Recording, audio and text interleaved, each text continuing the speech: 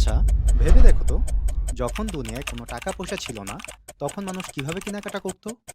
তোমার কাছে চাল আছে, আমার কাছে ডাল, আমরা কি শুধু অদল-বদল করতাম? তাহলে আজকের দুনিয়ার এই ট্রিলিয়ন ডলারের ব্যবসা কিভাবে হলো? ব্যবসা উদ্যোগের এই ক্লাস শেষে ব্যবসায় নিয়ে তোমার আইডিয়া একদম বদলে যাবে। চলো শুরু করা যাক। আসসালামু আলাইকুম। এসএসসি ব্যবসা উদ্যোগ ক্লাসে সবাইকে স্বাগতম। আশা করছি তোমরা সবাই অনেক ভালো আছো। তোমাদের সাথে আছি আমি মাহিউল ভাইয়া। এসএসসি ম্যানেজমেন্ট প্রথম অধ্যায়ের পরে আমরা যেহেতু পার্ট 1 শেষ করেছিলাম, আজকে আমরা দেখব পার্ট 2। তো এই ক্লাসটা করার আগে তোমাদের সবাইকে আমি বলব তোমরা যেন পার্ট 1 টা দেখে আসো। ঠিক আছে? সো তোমাদের প্রথম অধ্যায়ের নাম হচ্ছে ব্যবসায় পরিচিতি, যেখানে আজকে আমরা দেখব বাণিজ্যের ধারণা এবং ব্যবসার পরিবেশ। ঠিক আছে? আচ্ছা। তো আমরা তোমাদেরকে প্রথম পার্টে বলেছিলাম এই চ্যাপ্টারে প্ল্যান করেছিলাম আমরা ২ টা ভাগে। প্রথম পার্টে আমরা দেখেছিলাম ব্যবসার ধারণা ও শিল্পের ধারণা। এই পার্টে আমরা দেখব বাণিজ্যের ধারণা, প্রত্যক্ষ সেবা ও ব্যবসায় পরিবেশ। তো এই আজকের ক্লাসে যে টপিকগুলো আমরা আলোচনা করব, এই হচ্ছে সেই টপিকগুলো। সো আজকের ক্লাসের টপিক তোমাদের হচ্ছে বাণিজ্যের ধারণা ও প্রকারভেদ ব্যাখ্যা করতে পারবো। সেবার ধারণা ও প্রকারভেদ উদাহরণ সহ ব্যাখ্যা করতে পারবো। ব্যবসার উপর প্রভাব বিস্তারকারী পরিবেশ উপাদানগুলো চিহ্নিত করতে পারবো। আজকের প্রতিটা টপিকে খুবই ইম্পর্টেন্ট, তাই তোমাদের অনুরোধ করব সবাই খুব সিরিয়াসলি কাজটা করবে। ঠিক আছে? আচ্ছা, সো বাণিজ্যকে ইংরেজিতে বলা হয় কমার্স। বাণিজ্যের মূলত কাজটা কি? আমরা শিল্পে যে প্রোডাক্টটা উৎপাদন করেছি সেটা ভোক্তার কাছে পৌঁছানোর সকল কার্যাবলীকে আমরা বাণিজ্য বলি।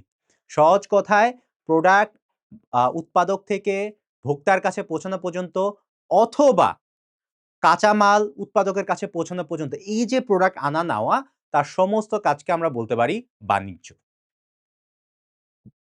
আচ্ছা, আমরা যদি বাণিজ্যের সংজ্ঞাটা একটু দেখি, সেখানে বলা হয়েছে ব্যবসায় বা শিল্পে ব্যবহৃত কাঁচামাল উৎপাদকের নিকট পৌঁছানো।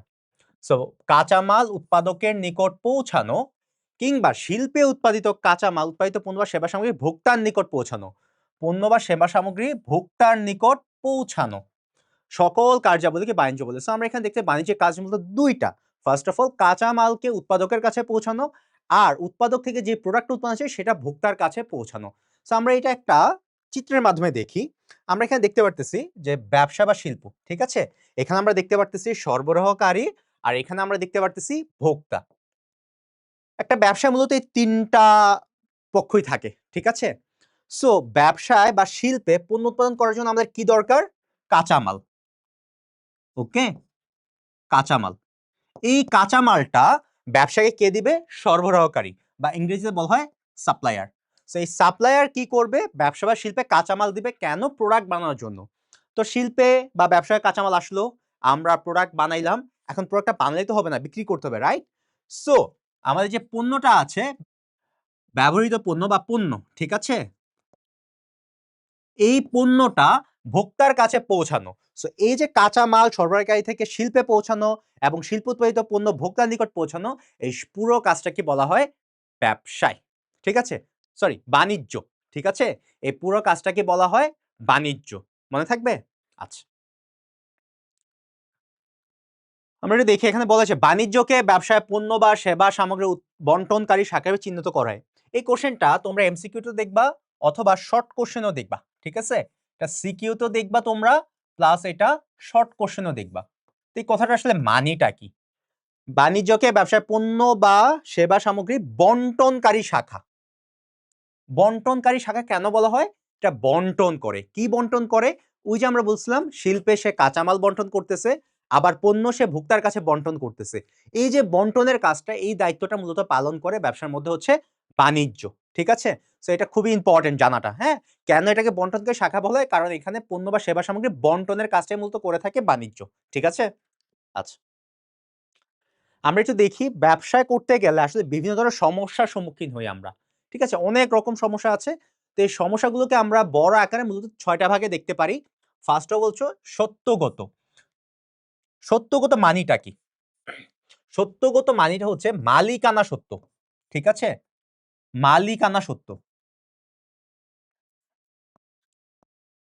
মালিকানা সত্যটা কি? মালিক সংক্রান্ত। ঠিক আছে? মালিকানা সত্য কি? মালিক সংক্রান্ত।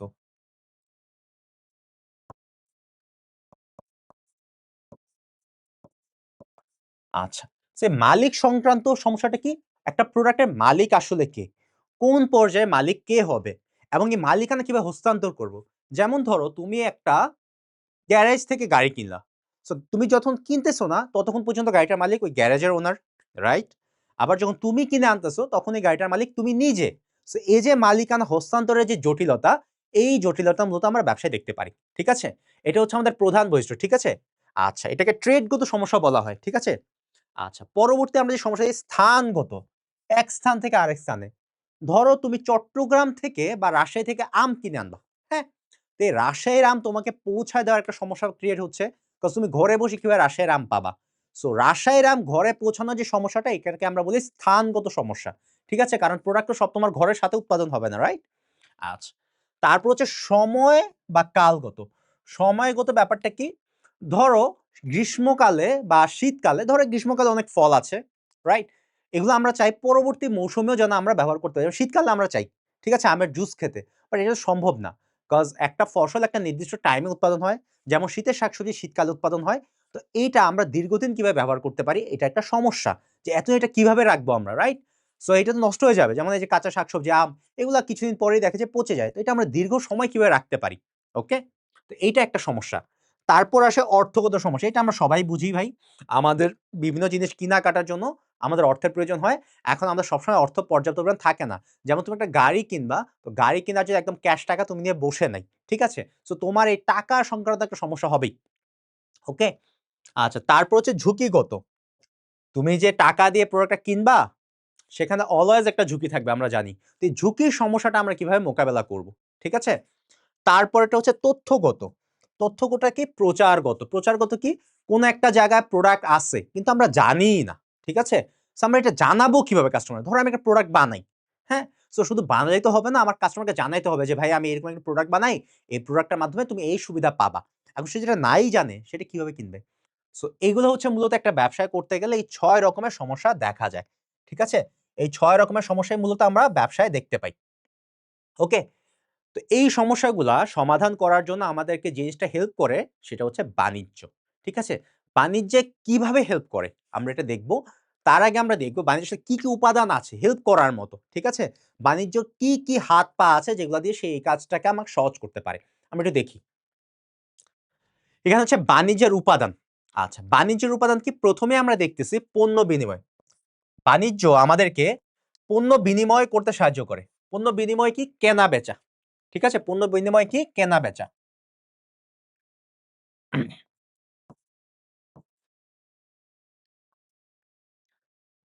এটাকে ইংরেজি বলা হয় ট্রেড। হ্যাঁ? আচ্ছা। এই কেনা-বেচার কাজটাকে সহজ করতে পারে বাণিজ্য। বাণিজ্যের এই ক্যাপাবিলিটি আছে। ঠিক আছে? তারপর যদি আমরা দেখি পরিবহন। বাণিজ্যের একটা উপাদান হচ্ছে পরিবহন। যার মাধ্যমে সে এক স্থান থেকে অন্য স্থানে প্রোডাক্ট নিয়ে যেতে পারে। ঠিক আছে? এই সুবিধাটা আমাকে বাণিজ্য দিতে পারে। তারপর আছে গুদামজাতকরণ। গুদামজাতকরণের কাজ করে বাণিজ্য, যেটার মাধ্যমে সে দীর্ঘ সময় একটা প্রোডাক্টকে ভালো রাখতে পারে। ঠিক আছে? আচ্ছা।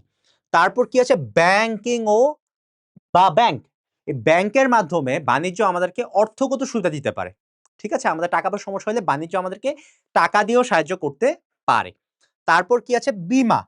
আমরা যখনই কোনো ঝুঁকি বা অনিশ্চয়তা দেখি, তখন বাণিজ্য আমাদেরকে এই ব্যাংকিং সুবিধা দেওয়ার মাধ্যমে আমাকে সুবিধা দিতে পারে। আর লাস্টে কি আছে?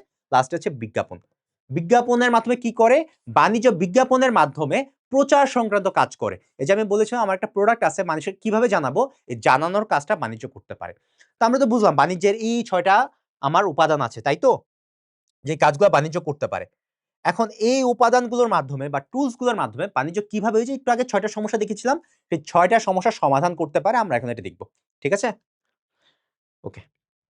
এই যে এই চার্টটা, হ্যাঁ? এটা খুবই গুরুত্বপূর্ণ আপনাদের এসসির জন্য। এসসিতে প্রতি বছর এখান থেকে প্রশ্ন আসে। সো এই পার্টটা একটু মনোযোগ দিয়ে আমরা দেখব। ঠিক আছে? আমি একটু স্টার্ট দিয়ে দিচ্ছি। হ্যাঁ, বাণিজ্যের বিভিন্ন উপাদানের কাজ। সো আমরা ১ম পার্টে যদি দেখি, বিভিন্ন ধরনের বাধা, এটা আমরা অলরেডি দেখেছি। সত্যগত, স্থানগত, সময়গত, অর্থগত, ঝুঁকিগত, তথ্যগত। এখানে টোটাল ৬ টা আছে। ঠিক আছে? আর আমরা বলেছিলাম যে বাণিজ্যের বিভিন্ন উপাদান আছে। এখানে উপাদানও ৬ টা। কি, কি? পণ্য বিনিময়, পরিবহন, গুদামজাতকরণ, ব্যাংকিং, বীমা এবং বিজ্ঞাপন। এবার দেখি এই বাণিজ্য উপাদানগুলো কিভাবে এই সমস্যাগুলোকে সলভ করতে পারে। ঠিক আছে? ফার্স্ট অফ অল পণ্য বিনিময় আমার কি সমস্যা দূর করবে?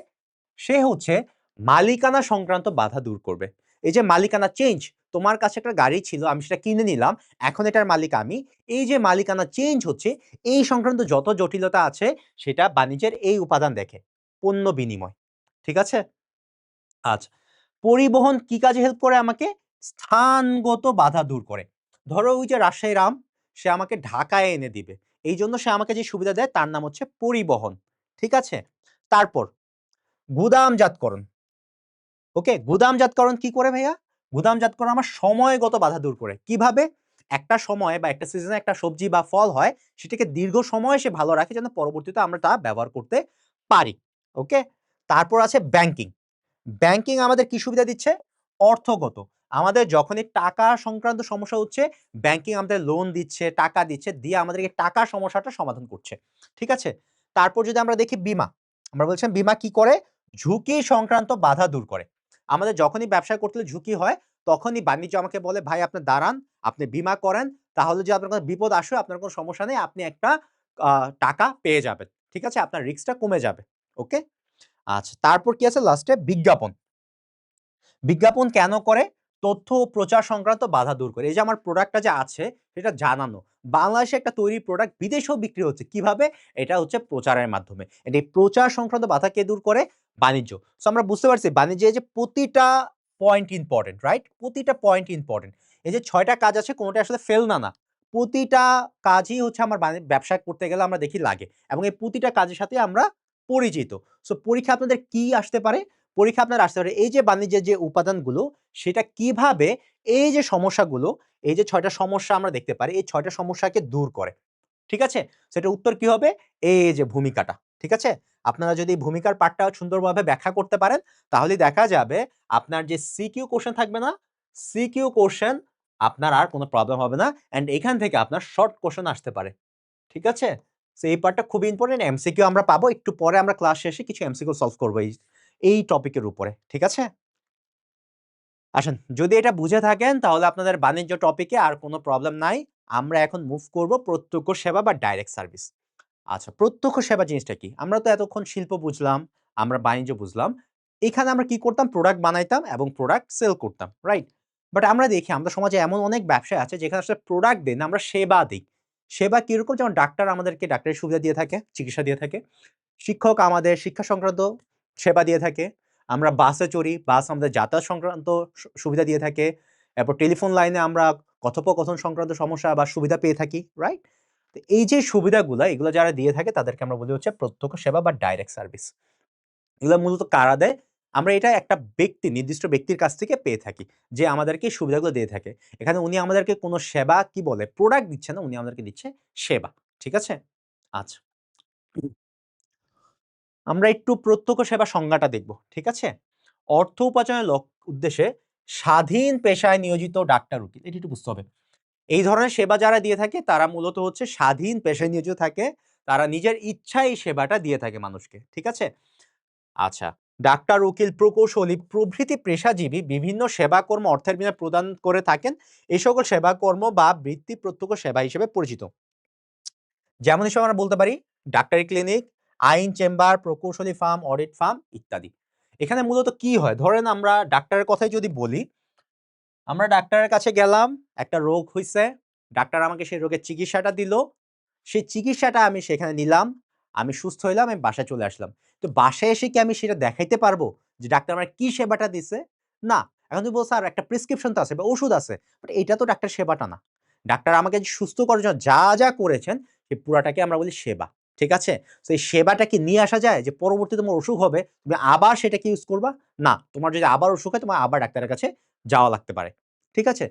সো এই যে সেবাটা সেটা এক জায়গা থেকে এক জায়গায় নেওয়া যায় না। একমাত্র তুমি ডাক্তারের কাছে যাবা, উনার থেকে তুমি নিতে পারবা। সো ঠিক সেইম ভাবে উকিল, শিক্ষক, সো তাদের যে সেবাটা তোমার তাদের কাছে নিতে হবে, অ্যান্ড এটা কখনো তুমি প্রিজার্ভ করে বা রেখে দিতে পারবে না প্রোডাক্টের মতো। হ্যাঁ? প্রোডাক্ট যেমন আমরা এখন ইউজ করতে পারি, পরবর্তী সময়ে ইউজ করতে পারি, সেবাটা এরকম না। সেবাটা যখন উৎপাদন হয় তখনই ব্যবহার করে ফেলতে হয়। ঠিক আছে? সেখানে মনে রাখার মতো একটা পয়েন্ট হচ্ছে স্বাধীন পেশায় নিয়োজিত ব্যক্তিরা যা করে তাকে আমরা বলতে পারি হচ্ছে প্রত্যক্ষ সেবা। ঠিক আছে?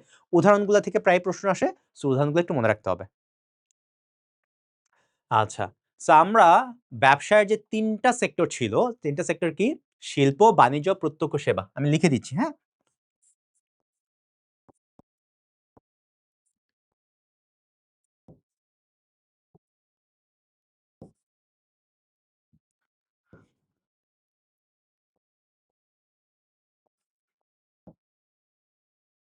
আমরা এই ৩ টা নিয়ে অলরেডি আলোচনা করে ফেলেছি। ঠিক আছে? সো যেহেতু আলোচনা করে ফেলেছি, তো এতক্ষণে আমাদের বুঝে যাওয়া উচিত আসলে ব্যবসার গুরুত্ব কি। ঠিক আছে? সো আমরা এখন এখানে দেখব আসলে ব্যবসায় কেন আমাদের জন্য গুরুত্বপূর্ণ বা কেন আমরা ব্যবসা করব। সো ফার্স্ট পয়েন্টে আমরা দেখতেছি ব্যবসা করলে কি হয়? অর্থনৈতিক উন্নয়ন ও সম্পদের ব্যবহার। অর্থনৈতিক উন্নয়নটা কি? দেশের আর্থসামাজিক অবস্থার উন্নয়ন হয়। মানুষ কাজ পায়, কাজ করতে পারে, মানুষের ইনকাম হয় এবং এর ফলে দেশের জিডিপি গ্রো করে। ঠিক আছে? ইকোনমি গ্রো করে। আরেকটা হচ্ছে সম্পদের ব্যবহার। তুমি একটু চিন্তা করো তো, আমাদের দেশে ব্যবসা আছে বলে আমরা রাস্তাঘাট, সম্পদ, তেল, কয়লা সবকিছু ব্যবহার করতেছি। যদি ব্যবসা-বাণিজ্য না থাকতো এগুলোকে আমরা ইউজও করতাম না। আমরা এগুলো যেভাবে আছে ফেলে রাখতাম। বাট একমাত্র ব্যবসার কারণে আমরা এই যে একটা দেশের সম্পদ, প্রাকৃতিক যত সম্পদ আছে সেগুলোকে পর্যাপ্ত পরিমাণে আমরা ব্যবহার করতে পারি। ঠিক আছে? তারপরে এই যে যেটা বললাম কর্মসংস্থান হচ্ছে। কর্মসংস্থান মানুষের কাজের সংস্থান। মানুষ কাজ করতে পারতেছে, মানুষ খেয়ে বাঁচতে পারতেছে। আচ্ছা, তারপর কি মানব সম্পদ উন্নয়ন। যদি ব্যবসায় না থাকতো মানুষ কাজ পেত না, বসে থাকতো, অলস থাকতো, মানুষ নিজেকে নিজের যে ক্যাপাবিলিটি সেটা ব্যবহার করতে পারত না। সো এই ব্যবসার কারণে মানুষ এখন মানব সম্পদ হয়ে যাচ্ছে। তারপরে ব্যাপারটা কি? অবকাঠামো ও সেবামূলক খাতের বিকাশ। অবকাঠামো মানে কি? এই যে এক জায়গা থেকে রাস্তাঘাট, হ্যাঁ? বাজার, তারপর বিভিন্ন প্রতিষ্ঠান, এই সবকিছু সৃষ্টি হচ্ছে ব্যবসার কারণে। যদি ব্যবসা না থাকে এগুলা কোনো কিছুই হতো না। ঠিক আছে? আর লাস্টেরটা কি? সামাজিক ও আন্তর্জাতিক সম্পর্ক। এই যে ব্যবসার কারণে আমরা এক দেশ থেকে আরেক যাচ্ছি, বিভিন্ন মানুষের কাছে যাচ্ছি, মানুষের সাথে মিশতেছি, তাদের আচার-আচরণ, ঐতিহ্য আমরা জানতেছি। এই সবকিছু সম্ভব হচ্ছে ব্যবসার মাধ্যমে। সো তোমাদেরকে যদি ব্যবসার গুরুত্ব চায়, তোমরা এই গুরুত্বগুলো লিখে দিবা। ঠিক আছে? আচ্ছা। এবার আমরা এই চ্যাপ্টারে একটা ইম্পোর্টেন্ট টপিক পড়ব সেটা হচ্ছে ব্যবসার পরিবেশ। ওকে? আমরা পরিবেশ বলতে আসলে কি বুঝি? আমাদের চারপাশে যা কিছু আছে সেটাকে আমরা পরিবেশ বলি। সো ব্যবসায় পরিবেশ কি? আমাদের চারপাশে একটা ব্যবসা প্রতিষ্ঠানের চারপাশে যা কিছু আছে সেটা হচ্ছে ব্যবসার পরিবেশ। ঠিক আছে? আমরা একটু সংজ্ঞাটা দেখব। সংজ্ঞাতে কি বলছে? যেসব প্রাকৃতিক ও অপ্রাকৃতিক উপাদান। সেটা প্রাকৃতিক মানে হচ্ছে প্রকৃতি সৃষ্ট হইতে পারে, অপ্রাকৃতিক মানে হচ্ছে মনুষ্য সৃষ্ট হইতে পারে।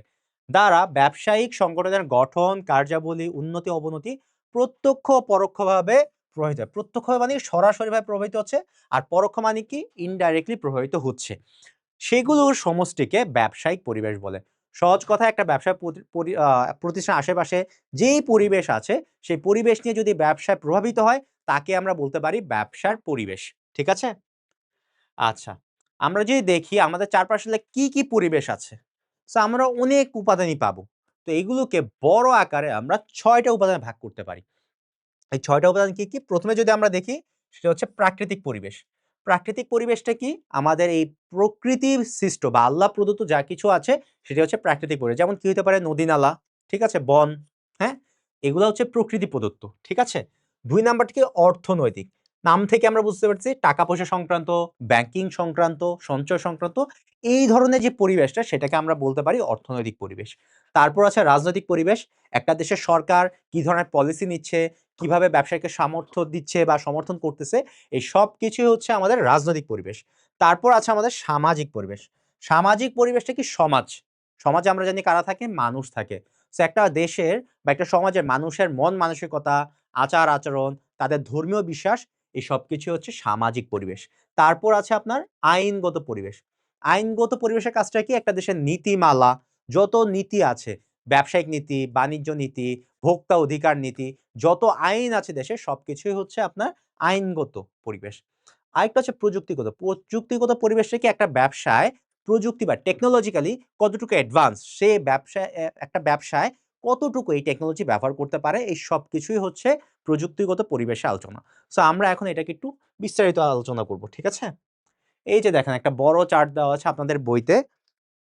এইখানে ৬ টা পরিবেশ নিয়ে আপনার মূলত আলোচনা। সো আমরা এখানে দেখব যে কোন পরিবেশে আসলে উপাদান কি? এই টপিকটা খুবই ইম্পোর্টেন্ট আপনাদের জন্য। কজ এসসিতে প্রতি বছর এখান থেকে কোয়েশ্চেন আসে এবং কোন বছর এখান থেকে প্রশ্ন মিস যায় না। ঠিক আছে? সো আমরা একটু একটা করে দেখি। ফার্স্ট অফ হচ্ছে প্রাকৃতিক পরিবেশ। ঠিক আছে? সো প্রাকৃতিক পরিবেশের উপাদানগুলো কি? ফার্স্ট এ আমরা দেখতেছি জলবায়ু। দ্যাট মিনস হচ্ছে একটা দেশের আবহাওয়া কিরকম। ঠিক আছে? যেমন বাংলাদেশের আবহাওয়া হচ্ছে আমাদের ৬ টা সিজন আছে। ঠিক আছে? এই কারণে আমরা বিভিন্ন মৌসুমে বিভিন্ন ফসল বা ফল পেয়ে থাকি। তারপর হচ্ছে ভূমি, তারপর হচ্ছে প্রাকৃতিক সম্পদ। প্রাকৃতিক সম্পদ কি? তেল, গ্যাস, কয়লা, হ্যাঁ? বন-জঙ্গল, নদী, এই যে নদী-নালা এগুলা সবই হচ্ছে প্রাকৃতিক পরিবেশ। সহজ কথা যেই জিনিসগুলা মানুষ বানাতে পারে না, আল্লাহ আমাদেরকে প্রাকৃতিকভাবেই দিয়েছেন। ঠিক আছে? এগুলাই হচ্ছে প্রাকৃতিক পরিবেশ। ওকে? তারপর আমরা যে অর্থনৈতিক পরিবেশ সহজ কথায় টাকা নিয়ে কাজ করে। কি নিয়ে কাজ করে? টাকা। ওকে? এই পরিবেশের মূল কনসেপ্টটাই হচ্ছে টাকা। আচ্ছা এখানে কি আছে? সঞ্চয় ও বিনিয়োগ। একটা দেশের মানুষ সঞ্চয় করে বা বিনিয়োগ করে কি প্যাটার্ন এ, হ্যাঁ? তাদের কি পরিমাণ ক্ষমতা আছে সঞ্চয় বিনিয়োগ করার, তাদের কি পরিমাণ মূলধন আছে ব্যবসায় করার, আরেকটা হচ্ছে তাদের অর্থ ব্যাংকিং কতটা শক্তিশালী। তুমি যদি ব্যবসা করতে যাও তোমাকে লোন দিবে কি দিবে না। তো এই সংক্রান্ত যে আলোচনা সেগুলো হচ্ছে ব্যবসায় পরিবেশে অর্থনৈতিক পরিবেশের উপাদান। ঠিক আছে? তারপর হচ্ছে সামাজিক পরিবেশ। আমি বলছিলাম সামাজিক পরিবেশটা কি সমাজ। সমাজে কারা থাকে? মানুষ। সে মানুষ সংক্রান্ত যা আছে সবকিছু হচ্ছে সামাজিক পরিবেশ। ঠিক আছে? তো আমরা দেখি সমাজের মানুষরা কি করে? জাতি থাকে, সমাজে কিছু মানুষ থাকে। সো জাতি হচ্ছে সামাজিক পরিবেশের উপাদান। এই জাতির একটা ধর্ম থাকতে পারে। ঠিক আছে? সে মুসলিম হতে পারে, হিন্দু হতে পারে, খ্রিস্টান হতে পারে। সো তার ধর্মীয় বিশ্বাসটা কি? এরপর ভোক্তাদের মনোভাব। তারা কতটুকু ভোগ করতে চায় বা কেনাকাটা করতে স্বাচ্ছন্দ্য বোধ করে? তারা কি অনেক বেশি টাকা খরচ করে? নাকি তারা খরচ করতে চায় না? ঠিক আছে? তারপর হতে পারে মানব সম্পদ। মানব সম্পদ ব্যাপারটা হচ্ছে তারা কতটুকু পারদর্শী, তারা কত স্কিলস, তারা কাজ করতে পারে কিনা? তারপর হচ্ছে শিক্ষা, সংস্কৃতি। একটা দেশের শিক্ষা কতটুকু শক্তিশালী? আরেকটা হচ্ছে ঐতিহ্য। ঠিক আছে? তাদের ঐতিহ্য বা ইতিহাস কি বলে? ঠিক আছে? এই সবকিছু তোমার সামাজিক পরিবেশের উপাদান। ঠিক আছে? আর রাজনৈতিক দিকে আমরা বুঝতে পারতেছি এখানে সরকার সংক্রান্ত যা আছে সবকিছু আসবে। ঠিক আছে? একটা যে সরকার, এই সরকার সংক্রান্ত যা সবকিছু রাজনৈতিক। যেমন একটা যে সরকার থাকে, সে দেশ সার্বভৌমত্ব বা স্বাধীনতা থাকে। তারপর সে দেশে আইন শৃঙ্খলা থাকে, রাজনৈতিক স্থিতিশীলতা, সরকারি নীতিমালা এবং আন্তর্জাতিক সম্পর্ক। একটা দেশের সরকার অন্য দেশে কতটুকু প্রায়োরিটি দিচ্ছে। এই সবই হচ্ছে আপনার রাজনৈতিক পরিবেশের উপাদান। ঠিক আছে? বিভিন্ন সরকার আসলে আমরা দেখতে পারি অন্য দেশের সাথে তাদের পররাষ্ট্র নীতিরও চেঞ্জ হয়। ঠিক আছে? সো এই যে সরকারের সাথে যুক্ত যত কিছু আছে এই সবকিছু হচ্ছে রাজনৈতিক পরিবেশের উপাদান। ঠিক আছে? এরপরে আসেন আমরা দেখি আইনগত পরিবেশ। এখানে যত আইন আছে সহজ কথায় একটা দেশে যত আইন আছে সবকিছু আইনগত পরিবেশের উপাদান। ঠিক আছে? আমরা দেখি একটা দেশে কি আইন থাকতে পারে? বাণিজ্য আইন, শিল্প আইন, পরিবেশ সংরক্ষণ আইন, ভোক্তা আইন। সো আমরা এটা কিভাবে মনে রাখবো? সহজে দেখেন সবগুলা শেষে আইন আছে। ওকে? সো আইন সংক্রান্ত যত কিছু আছে সবকিছু হচ্ছে আইন সংক্রান্ত পরিবেশের উপাদান। ওকে? আচ্ছা, তারপর কি প্রযুক্তিগত, লাস্টেরটা হচ্ছে প্রযুক্তিগত। প্রযুক্তি কি? টেকনোলজিক্যাল। হ্যাঁ? টেকনোলজিক্যালি একটা দেশ বা একটা ব্যবসায় কতটুকু অ্যাডভান্স সেটা ব্যবসার উপর অনেক বেশি প্রভাব বিস্তার করে। ঠিক আছে? সো আমরা দেখি এখানে কি আছে? প্রযুক্তিগত শিক্ষা, কারিগরি দক্ষতা, উন্নত প্রযুক্তি নির্ভর প্রতিষ্ঠান, প্রযুক্তি আমদানির সুযোগ সুবিধা, তথ্য ও যোগাযোগ প্রযুক্তি। এই সবকিছু হচ্ছে প্রযুক্তিগত পরিবেশের উপাদান। ঠিক আছে? আচ্ছা, যদি এটা বুঝে থাকেন আমরা তাহলে নেক্সট স্লাইডে যাই। আচ্ছা, এখানে আমি দেখতে পাচ্ছি বাংলাদেশের ব্যবসায়িক পরিবেশ। এতক্ষণ আমরা যে ব্যবসায়িক পরিবেশগুলো দেখলাম, এখন আমরা বাংলাদেশের পার্সপেক্টিভস এ দেখব। বাট তার আগে আমরা যেটা দেখব সেটা হচ্ছে বাংলাদেশের যে ব্যবসায়িক পরিবেশ সেটা আসলো কই থেকে, হ্যাঁ? এটা একটু ইতিহাসটা জানা দরকার বাংলাদেশের। ঠিক আছে? যে বাংলাদেশে আগে ব্যবসা-বাণিজ্যের অবস্থা কেমন ছিল? হুম? তো দেখেন এখানে বলা আছে বাংলাদেশ একটি কৃষি নির্ভর উন্নয়নশীল দেশ হলেও এই দেশ অর্থনীতিতে ব্যবসায় তথা শিল্প বাণিজ্যের অবদান প্রতি বছর বেড়েই চলেছে। সো আমরা মোটামুটি জানি বাংলাদেশ একটা কৃষি নির্ভর দেশ এবং এটা প্রতি বছর উন্নয়ন করতেছে। সো এটা হচ্ছে একটা উন্নয়নশীল দেশ। রাইট? সো কৃষি মূলত এই দেশের মূল চালিকা শক্তি। বাট মূল চালিকা শক্তি কৃষি হলেও প্রতি বছর দেখা যায় শিল্পের অবদান অনেক বেশি এবং বর্তমান সময়ে বাংলাদেশে কৃষির থেকেও শিল্পের অবদান অনেক বেশি। ঠিক আছে? এখন কোশ্চেন হচ্ছে যে সবসময় কি শিল্প আমরা এত ভালো ছিলাম? নাকি এই রিসেন্টলি হয়েছে? এটার অ্যান্সার হচ্ছে আমরা অনেক আগে থেকেই শিল্পে অনেক বেশি অ্যাডভান্স ছিলাম। কিভাবে সেটা আমরা এখন দেখব। ওকে?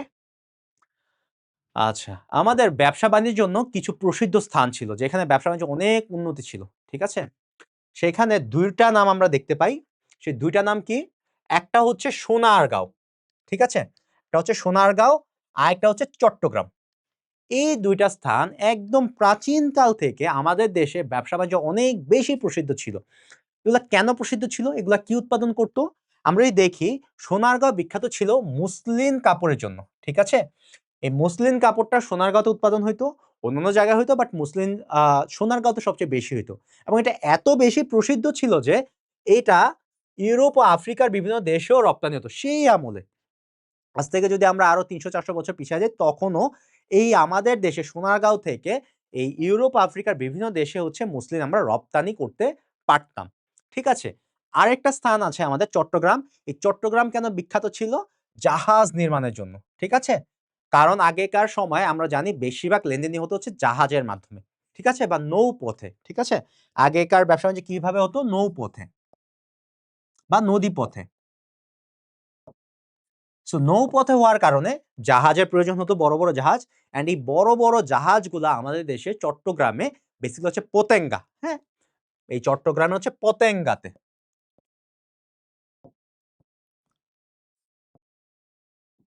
পতেঙ্গাতে এই জাহাজগুলা উৎপাদন করা হতো এবং এটা খুবই বিখ্যাত ছিল। ঠিক আছে? আমরা এটা নিয়ে একটু পরে আলোচনা করব, হ্যাঁ? আচ্ছা আসেন। আমাদের বললাম যে আরো ৩০০-৪০০ বছর পিছায়েও যদি আমরা যাই তখন আমাদের শিল্পে অনেক ভালো অবস্থা ছিল। আমরা যদি দেখি তখন আমাদের দেশে আরবরা এসেছিল। কারা? আরবরা। আরবরা এসে এই দেশে ব্যবসা শুরু করেছিল। আরবদের পরে যারা আসে তারা হচ্ছে পর্তুগিজরা। ঠিক আছে? পর্তুগিজদের আগমন। তো পর্তুগিজরা কখন আসলে বাংলায় আসে? ঠিক আছে? তো সর্বপ্রথম ভাস্কো দা গামা আমাদের ভারতীয় উপমহাদেশে আসে হচ্ছে গিয়ে আপনার ১৪৯৮ সালে। ঠিক আছে? ১৪৯৮ সালে ভাস্কো দা গামা ভারতীয় উপমহাদেশে আসে। তো উনি এখানে আসার পরে ফিল করতে পারলেন যে আমাদের যে বাংলা বা বঙ্গ, তখন তো ইন্ডিয়া বাংলাদেশ ভাগ ছিল না। সো ওই পশ্চিমবঙ্গ পুরোটাই এক ছিল। এই বাংলাটা খুবই ব্যবসা-বাণিজ্যে প্রসিদ্ধ। তো উনি জাস্ট ৬ বছরের মাথায় ১৫০৪ সালে, কত সালে? ১৫০৪ সালে বাংলায় চলে আসে ব্যবসা-বাণিজ্যের জন্য ভাস্কো দা গামা। ঠিক আছে? পর্তুগিজরা। এই ১৫০৪ সাল থেকে মূলত এই বাংলায় পর্তুগিজরা ব্যবসা-বাণিজ্য শুরু করে। এইজন্য বলা হয়েছে ষোড়শ শতাব্দীতে, খ্রিস্টীয় ষোড়শ শতাব্দীতে পর্তুগিজরা এসে বাণিজ্য করতে আরম্ভ করে। সো ষোড়শ শতাব্দীটা আসলে কি? ষোড়শ শতাব্দীটা হচ্ছে ১৫০০ সাল থেকে ১৫০০ সাল থেকে ১৫৯৯ পর্যন্ত। ঠিক আছে? এটার বলে ষোড়শ শতাব্দী। তো আমরা সাল থেকে জানতে পারতেছি যে ১৫০৪ সালে মূলত তারা আসছিল। এইজন্য আমরা বলি যে ষোড়শ শতাব্দীতে পর্তুগিজরা এই দেশে এসে ব্যবসা-বাণিজ্য আরম্ভ করে। ঠিক আছে? আচ্ছা। সো আপনাদের মনে রাখতে হবে কোনটা? এই যে ষোড়শ শতাব্দী। এটা ইম্পোর্টেন্ট আপনাদের এমসিকিউর জন্য। ঠিক আছে? আচ্ছা। তারা এখানে আসার পরে আমাদের ২ টা বন্দরকে তারা আসলে ক্যাপচার করে। ঠিক আছে? বড়, বড় ২ টা বন্দর। অ্যান্ড এই ২ টা বন্দরের মাধ্যমে মানে হচ্ছে নৌবন্দর আরকি, হ্যাঁ? এই ২ টা বন্দরের মাধ্যমে তারা মূলত হচ্ছে ব্যবসা-বাণিজ্য করত। ঠিক আছে? তারা ওই যে মসলাপাতি নিয়ে আসতো, এই দেশ থেকে মসলা নিয়ে যাইত। ঠিক আছে? ইউরোপে মসলার খুবই দাম ছিল। সো তারা ভারতীয় উপমহাদেশে যেহেতু মসলা হইতো, তারা এটা নিয়ে যাইত। সো তারা যে ২ টা বন্দরকে ইউজ করত, সেই ২ টা বন্দর হচ্ছে একটা হচ্ছে সপ্তগ্রাম। সপ্তগ্রামটা কোথায় ছিল? এটা ছিল পশ্চিমবঙ্গে। ঠিক আছে? সপ্তগ্রামটা কোথায় ছিল? এটা ছিল হচ্ছে পশ্চিমবঙ্গে, আমাদের পাশের দেশ ইন্ডিয়াতে। যেহেতু আমরা আগে একসাথে ছিলাম, তো তখন পশ্চিমবঙ্গের সপ্তগ্রামকে তারা পর্তুগিজ ভাষায় বলতো, তারা তার সপ্তগ্রাম বলতো না, তারা বলতো হচ্ছে পোর্টো পিকুইনো। ঠিক আছে? পোর্টো পিকুইনো মানে হচ্ছে পোর্টো মানে হচ্ছে বন্দর আর পিকুইনো মানে হচ্ছে ক্ষুদ্র। ঠিক আছে? পিকুইনো মানে কি? ক্ষুদ্র। সো আমরা যদি এই পর্তুগিজটাকে বাংলায় করি তাহলে দাঁড়ায় হচ্ছে ক্ষুদ্র বন্দর। ঠিক আছে? এই বন্দরের তুলনায় একটু কম্পারেটিভলি ছোট ছিল আমাদেরটা থেকে। এইজন্য তারা এই সপ্তগ্রামকে বলতো হচ্ছে পোর্টো পিকুইনো, যার নাম হচ্ছে ক্ষুদ্র বন্দর। আর আরেকটা ছিল চট্টগ্রাম। ঠিক আছে? আমাদের দেশে যেটা ছিল সেটা হচ্ছে চট্টগ্রামে পতেঙ্গাতে, সেইটাকে যেহেতু বড় ছিল তারা ডাকতো হচ্ছে পর্তুগিজ ভাষায় পোর্টো গান্ডো। এই গান্ডো মানে হচ্ছে গিয়ে বৃহৎ বা বড়। ঠিক আছে? সো বাংলা করলে দাঁড়ায় বৃহৎ বন্দর। ওকে? সো আমাদের চট্টগ্রামটা যেহেতু বন্দরটা বড় ছিল, তারা বলতো এটাকে পোর্টো গান্ডো বা হচ্ছে বৃহৎ বন্দর। আর পশ্চিমবঙ্গের সপ্তগ্রামে যে বন্দরটা ছিল সেটা তুলনামূলক ছোট ছিল। এজন্য তারা এটা বলতো পোর্টো পিকুইনো বা ক্ষুদ্র বন্দর। সো এই নামগুলা কিন্তু এমসিকিউর জন্য ইম্পোর্টেন্ট। এখন কথা হচ্ছে এই যে চট্টগ্রাম এবং হচ্ছে আমাদের সপ্তগ্রাম, এর মধ্যে আসলে বাণিজ্য কিভাবে চলতো? এর মধ্যে বাণিজ্য চলতো হচ্ছে ২ টা নদীর মাধ্যমে। একটা হচ্ছে ভাগীরথী নদী, ঠিক আছে? আরেকটা হচ্ছে সরস্বতী খালের মাধ্যমে বঙ্গোপসাগরের সাথে সপ্তগ্রামের বাণিজ্য চলতো। সো চট্টগ্রাম থেকে যদি আমাদের সপ্তগ্রামে যাওয়া লাগতো তাহলে ২ টা নদী পার করা লাগতো। একটা হচ্ছে ভাগীরথী নদী, আরেকটা হচ্ছে সরস্বতী খাল। ঠিক আছে? আচ্ছা। এবার আমরা একটু জাহাজ নির্মাণ দেখি। আমরা বলেছিলাম চট্টগ্রামের পতেঙ্গা হচ্ছে জাহাজ নির্মাণ সেই আমল থেকেই হচ্ছে বিখ্যাত ছিল। অ্যান্ড এটার প্রমাণ আমরা কিভাবে পাই? আমরা ইতিহাসের বিখ্যাত কিছু ব্যক্তির লেখনীর মাধ্যমে বা কথার মাধ্যমে এটা প্রুফ করতে পারি যে আমরা ঐতিহাসিক কাল থেকে জাহাজ নির্মাণের জন্য বিখ্যাত ছিলাম। সো এটা কার থেকে প্রমাণিত হয়েছে? দেখেন, ইতিহাস ঐতিহ্য কি বলে? ঐতিহাসিক ঐতিহ্য কি বলে? চীনা পরিব্রাজক, ঠিক আছে? চীনের ছিল। উনার নাম ছিল মা হুয়ান, ঠিক আছে? মা হুয়ান, ওকে? চীনা পরিব্রাজক ছিল। তার বিবরণ অনুযায়ী চট্টগ্রামে জাহাজ নির্মাণ প্রণালীর শ্রেষ্ঠত্ব এতটাই উন্নত ছিল যে রোমের সম্রাট, দ্যাট মিনস তখনকার আমাদের রোমের যে সম্রাট ছিল, তখন আলেকজান্ড্রিয়াতে জাহাজ পাওয়া যেত, ঠিক আছে? আলেকজান্ড্রিয়া ডক ছিল একটা ডক হাউস যেখানে হচ্ছে জাহাজ বানাইতো। সো আলেকজান্ড্রিয়ার ডক বা জাহাজ পছন্দ না করে চট্টগ্রাম থেকে জাহাজ তৈরি করে। চিন্তা করো, রোমের আমলের সম্রাট উনি তার নিজের দেশের ডক থেকেও জাহাজ নিতেন না, উনি জাহাজ নেওয়ার জন্য আমাদের দেশে চট্টগ্রামে চলে আসছেন। এন্ড এটা কে বলেছিল? চীনা পরিব্রাজক মা হুয়ান। এই নামটা কিন্তু আপনাদের জন্য ইম্পর্টেন্ট, ঠিক আছে? এই নামটা আপনাদের জন্য ভেরি ইম্পর্টেন্ট, ওকে? সো এখন কোশ্চেন আসতে পারে আপনাদের কি, চীনা পরিব্রাজকের নামটা বা মা হুয়ান কোন দেশের পরিব্রাজক ছিল? সেটা হচ্ছে চীন। এবং ওইখানে আসতে পারে কোন দেশের সম্রাট নিত? সেটা হচ্ছে রোমের সম্রাট, ঠিক আছে? আচ্ছা, তো আমরা যে বলছি এটা খুব বিখ্যাত ছিল, বাট এখন তো আমরা আসলে দেখতে পারি না খুব ওইভাবে জাহাজ তৈরি হচ্ছে আমাদের দেশে, তাই না? তো এটা আসলে কত সাল পর্যন্ত এক্সিস্ট করতো বা কত দিন পর্যন্ত আমরা এই ক্ষমতাটা ছিল যে আমরা জাহাজ নির্মাণে বিশ্বের শ্রেষ্ঠ? তো এইটারও প্রমাণ পাওয়া যায় এই যে ইতিহাসবিদ ডব্লিউ হান্টার, ঠিক আছে? এই নামটাও ইম্পর্টেন্ট। সো ডব্লিউ হান্টারের মতে চট্টগ্রামের এই ঐতিহ্যবাহী জাহাজ নির্মাণ কারখানা খ্রিস্টাব্দ 1875 পর্যন্ত, সো 1875 খ্রিস্টাব্দ পর্যন্ত নিজেদের প্রভাব ও গৌরব বজায় রাখতে সক্ষম হয়েছিল। সো এই যে 300-400 বছর আগে আমাদের যে একটা ঐতিহ্য ছিল জাহাজের জন্য চট্টগ্রাম, সেটা 1875 পর্যন্ত সেটার প্রভাব ছিল। তারপর আস্তে, আস্তে সেটার প্রভাবটা হারিয়ে যায়। অ্যান্ড এই কথাটা কার মাধ্যমে প্রমাণিত হয়? সেটা হচ্ছে ইতিহাসবিদ ডব্লিউ হান্টারের মতে। ওকে। এখন আমরা দেখব, আমরা যে একটু আগে ৬ টা পরিবেশের নাম বলেছিলাম, বাংলাদেশে আসলে এটার অবস্থাটা কিরকম? ঠিক আছে? এটা আমরা একটা ক্রস এক্সামিন করব। এন্ড এটা কেন করব? কারণ এখান থেকে প্রতি বছর কোয়েশ্চেন আসে যে এই পরিবেশটা বাংলাদেশের পার্সপেক্টিভস এ আলোচনা করো। বাংলাদেশে এই পরিবেশটা কিরকম? সো আমরা এই ৬ টা পরিবেশের, ওকে?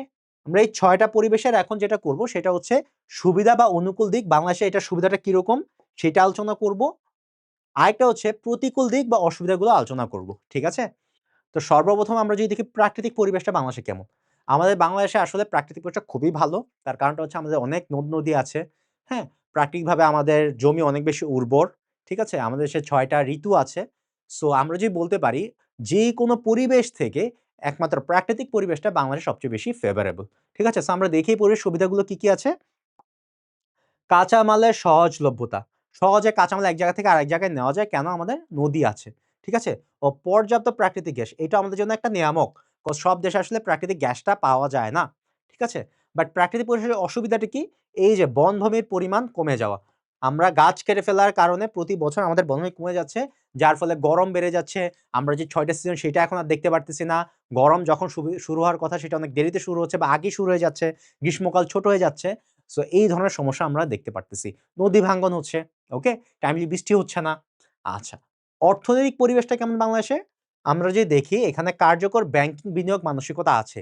ব্যাংকদের এখন মানসিকতা হয়েছে তারা উপযুক্ত স্থানে বিনিয়োগ করতে চায়। ঠিক আছে? আমাদের দেশে অনেকগুলো ব্যাংক আছে, পাবলিক, প্রাইভেট, তারা বিভিন্ন ক্ষেত্রে তুমি যদি উদ্যোক্তা হও তোমাকে লোন দিতে চাবে। বাট প্রবলেমটা হচ্ছে আমাদের ব্যাংকগুলোতে আসলে মূলধনের সংকট আছে, টাকা নাই। ও দ্রব্যমূল্যের ঊর্ধ্বগতি। ঠিক আছে? জিনিসপত্রের দাম বেড়ে তুমি টাকা নিচ্ছ প্রোডাক্ট কেনার জন্য, বাট ধাপ করে প্রোডাক্টটার দাম বেড়ে গেছে। সো তুমি কিভাবে কিনবা? সো এটা একটা প্রবলেম আমাদের দেশের অর্থনীতির, হ্যাঁ?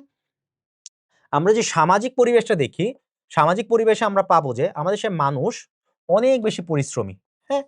আমাদের দেশের মানুষ কাজ করতে পারে। এইজন্যই দেখা যায় বাংলাদেশের মানুষ বিদেশে গিয়েও কাজ করতেছে। ঠিক আছে? ওকে। এরপর হচ্ছে জামদানি ও জাহাজের ঐতিহ্যও আছে। কজ এই মানুষগুলো আমাদের এগুলা তৈরি করে অভ্যস্ত। ঠিক আছে?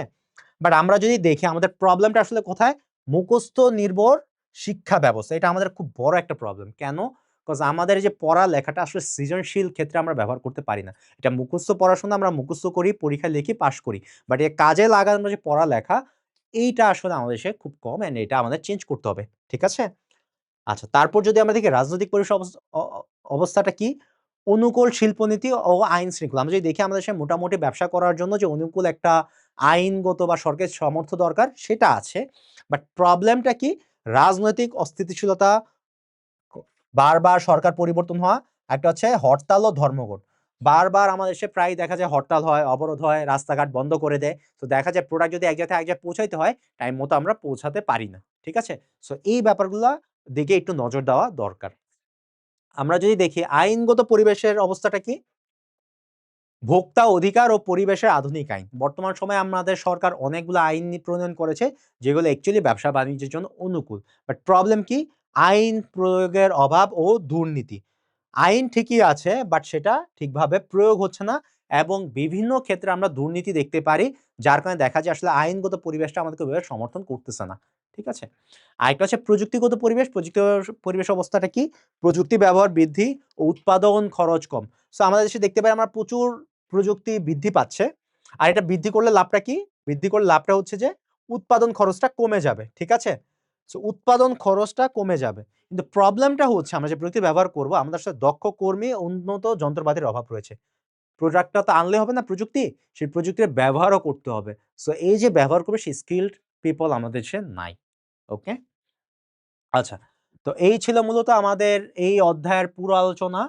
আজকের পার্টের যতটুকু আলোচনা ছিল আমরা সবগুলা টপিক কভার করেছি অ্যান্ড ইনশাআল্লাহ এর বাইরে কোনো টপিক আপনাদের পরীক্ষাতে আসবে না। সো এখন আমরা কিছু এমসিকিউ সলভ করব, তারপর আমরা ক্লাসটা শেষ করব। ঠিক আছে? আচ্ছা। আমরা যে ফার্স্ট এমসিকিউটা দেখি সেখানে বলা হয়েছে কোনটিকে পণ্য বা সেবা সামগ্রী বন্টনকারী শাখা বলা হয়? সেখানে দেখতে পাচ্ছি আমরা বন্টনকারী। তা আমরা জানি যে শিল্পে উৎপাদিত পণ্য সামগ্রী বন্টন করে কে? বাণিজ্য। ঠিক আছে? সো বাণিজ্য কত নাম্বার অপশন? এই যে ক নাম্বার অপশনে আছে বাণিজ্য। ঠিক আছে? আচ্ছা। তারপরে বলা হয়েছে আধুনিক কালে বাণিজ্যকে কি নামে অভিহিত করা হয়? আধুনিক কালে বাণিজ্যকে বলা হয় বিজনেস টু বিজনেস। হ্যাঁ? আধুনিক কালে বাণিজ্যকে বলা হয় বিজনেস টু বিজনেস। এটাকে সংক্ষেপে বলা হয় এই বি থেকে নেওয়া হয় বি, এই বি থেকে নেওয়া হয় বি, আর এই টু কে সংক্ষেপে লেখা হয় টু। সো এটাকে সংক্ষেপে বলা হয় বি টু বি। এটাকে সংক্ষেপে বলা হয় বি টু বি বা বিজনেস টু বিজনেস। ঠিক আছে? সো বি টু বি কোথায় আছে বা ব্যবসায় টু ব্যবসায় কোথায় আছে? এই যে বিজনেস টু বিজনেস বা ব্যবসায় টু ব্যবসায়। ঠিক আছে? আচ্ছা। তারপর বাণিজ্যের কোন উপাদানটি স্থানগত বাধা দূর করে? স্থানগত বাধা। দ্যাট মিনস যে এক স্থান থেকে আরেক স্থানে নিয়ে যায়। যেমন রাজশাহী রাম ঢাকায় কিভাবে আসবে? সো আমরা জানি এক জায়গা থেকে আরেক জায়গায় প্রোডাক্ট নেওয়ার জন্য আমার কি দরকার? পরিবহন দরকার। সো পরিবহন কত নাম্বার অপশনে আছে? এই যে ক নাম্বার অপশনে। ঠিক আছে? আচ্ছা। তারপর যদি আমরা দেখি বাণিজ্যের কোন উপাদানটি তথ্যগত বাধা দূর করে? তথ্যগত দ্যাট মিনস জানানো, প্রচার করা। একটা প্রোডাক্ট সম্পর্কে মানুষকে জানানো যে এই প্রোডাক্টটা কি কাজে লাগে বা কিভাবে ব্যবহার করতে হয়। সো এই ধরনের বাধা দূর করেছে প্রচার বা বিজ্ঞাপন। আমরা যত বেশি বিজ্ঞাপন দেব, প্রচার করব তাহলে মানুষ এই যে তথ্যগত বাধা সেটা দূর হবে। সো বিজ্ঞাপন কোথায় আছে? এই যে ক নাম্বার অপশনে। ঠিক আছে? তারপর এখানে বলেছে ডক্টর আশফাকিয়া প্রাইভেট ক্লিনিকের আয় কোন ধরনের? সো আমরা দেখতে পারতেছি একজনের নাম হচ্ছে ডক্টর আশফাকিয়া। তার একটা প্রাইভেট ক্লিনিক আছে। ঠিক আছে? সেখানে উনি আয় করেন। সো আমরা জানি উনি একটা হচ্ছে কি বলে স্বাধীন পেশায় নিয়োজিত। ডাক্তাররা কি পেশায় নিয়োজিত? স্বাধীন পেশায় নিয়োজিত।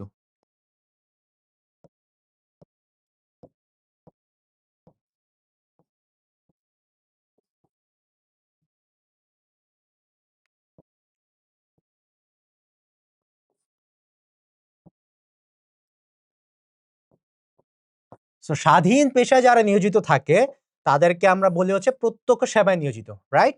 সো প্রত্যক্ষ সেবাটা কোথায় আছে? এই যে গ নাম্বার অপশন। ঠিক আছে? সো উনার আয়টা হবে প্রত্যক্ষ সেবা। কজ উনি কোন প্রোডাক্ট দিচ্ছেন না, উনি কি দিচ্ছেন? সেবা দিচ্ছেন। উনারা কি দেয়? সেবা দেয়। ঠিক আছে? সো এইজন্য এটা হবে প্রত্যক্ষ সেবা। ওকে? সো তারপর আমাদের শিক্ষা ও সংস্কৃতি কোন ব্যবসা পরিবেশের অন্তর্গত? সো আমরা আগে বুঝি শিক্ষা ও সংস্কৃতি কার লাগে?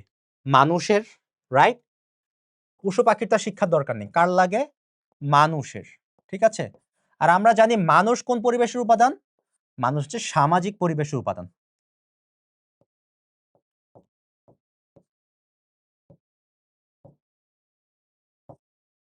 সো শিক্ষা ও সংস্কৃতি কোন পরিবেশের উপাদান হবে? সামাজিক পরিবেশের। সামাজিক পরিবেশ উপাদান কত নাম্বারে আছে? এই যে 4 নাম্বার অপশনে আছে। ঠিক আছে? আচ্ছা। সো একটা দেশের মানুষের শিক্ষা, সংস্কৃতি, ঐতিহ্য, ধর্মীয় বিশ্বাস, হ্যাঁ? মনোভাব এগুলো সবই হচ্ছে সামাজিক পরিবেশ। তারপর আন্তর্জাতিক সম্পর্ক। বিদেশী একটা দেশের সাথে আমি কতটুকু সম্পর্ক রাখবো? ইন্ডিয়ার সাথে আমার সম্পর্ক কেমন হবে? পাকিস্তানের সাথে আমার সম্পর্ক কেমন হবে? আমেরিকার সাথে আমার সম্পর্ক কেমন হবে? সো এগুলা কোন পরিবেশের উপাদান? আমরা জানি এগুলা কে নির্ধারণ করে? এই সম্পর্কগুলা নির্ধারণ করে কে? সরকার।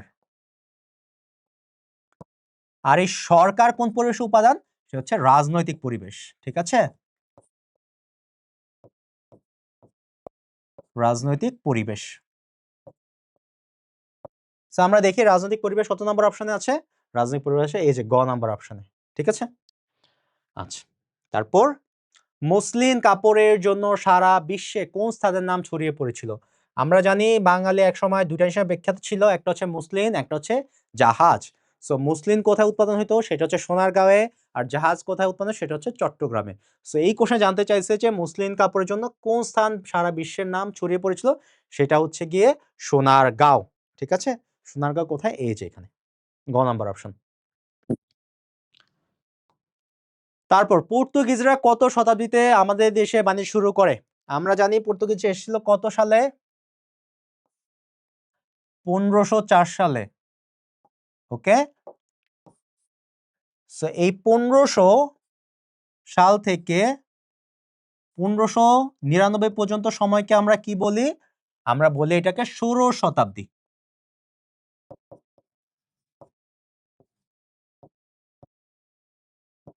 একশো বছরকে বলা হচ্ছে ষোড়শ শতাব্দী।